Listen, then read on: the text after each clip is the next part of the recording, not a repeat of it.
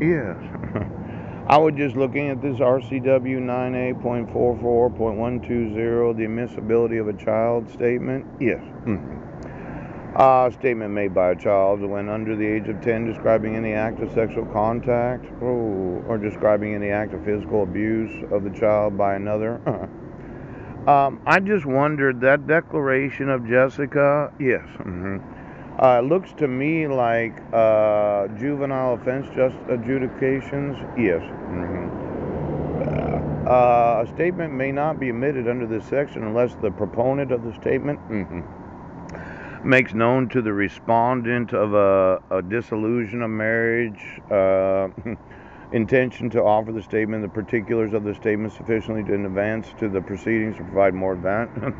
I just wanted to know, when I didn't get notice of court hearings and you admitted a declaration of a 14-year-old girl, yes, I didn't get a copy of that.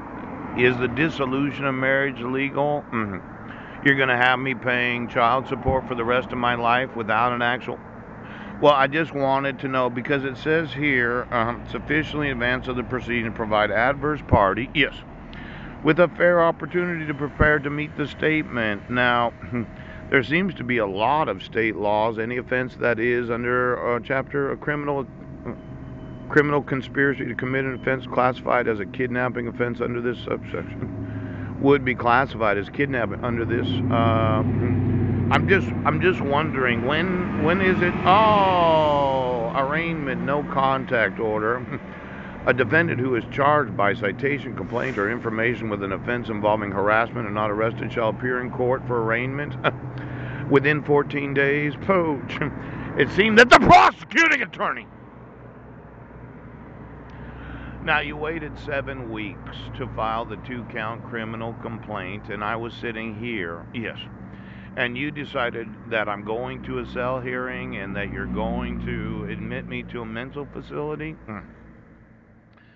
You know, I mentioned this once before, but well,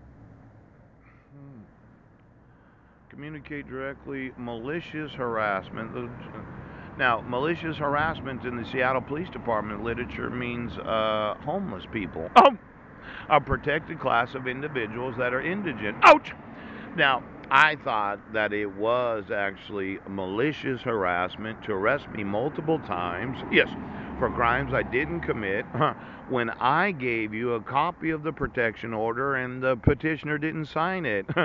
That teaching certificate, the unionized teachers. Yes, and you decided you're still going to proceed with the trial. Now, I think it's malicious harassment on the part of my public defender to contact me. Oh, see, you are obligated to reschedule it after. You can't just wait 6 weeks. Now, serious alleged all the crimes and threats are mixed religion codes, ancestries, national origins.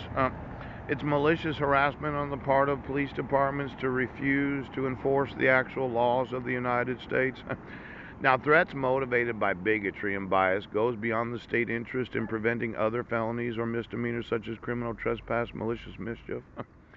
Now, I've informed you of the harm due to bias and bigotry is compelled to state interest. It seems that the state of Washington's legislature doesn't enforce the laws. The DOT doesn't enforce the laws.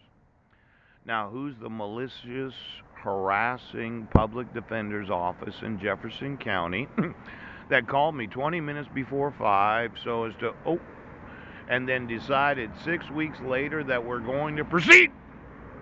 I think it's harassment. Oh, now hate crimes committed against a victim because of the victim's gender. Affirmative indications of hatred. Ouch. Is there some hatred on the part of those in law enforcement? You dislike me as a citizen? You don't. Well, there is this malicious harassment. Criminal penalty is guilty of malicious if he or she maliciously and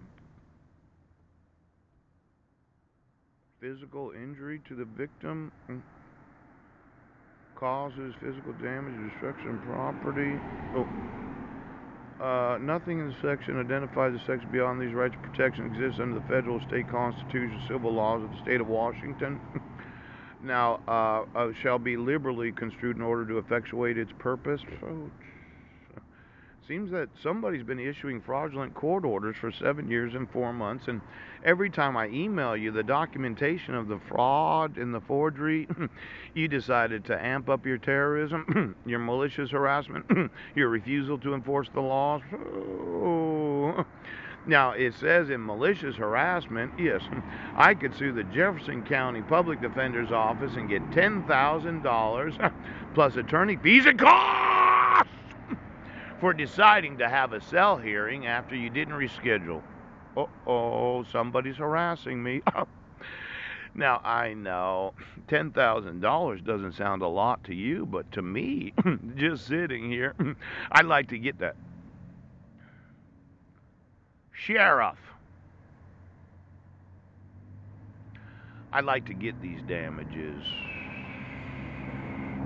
Civil cause of action for the malicious harassment of harassing me when you didn't reschedule the court hearing on the next court date. Ouch.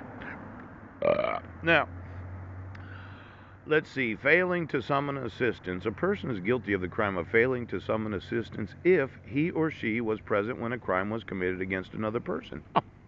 He or she knows that the other person has suffered substantial bodily harm as a result of the crime committed against the other person, and that the other person is in need of assistance. Now, for all of those that are oaths, that I could have them sued for failing to summon assistance. For every Washington State Patrol officer that does know, it says he or she knows that I'm suffering the loss of my civil rights. Yes! I'm thinking that he or she fails to something for a person in need. Now, when you email the DOT, Poach, I'm thinking that all of you can go to jail for failing to summons assistance. Now, for every oath, yes. For every badge, ooch. For every attorney, yes. Judge and justice. When you know of the crime of issuing fraudulent court orders, when you know of the crime of forgery, when you know of the crime of kidnapping, pooch, and you fail to summon his assistance, I'm thinking that as a citizen of this great nation,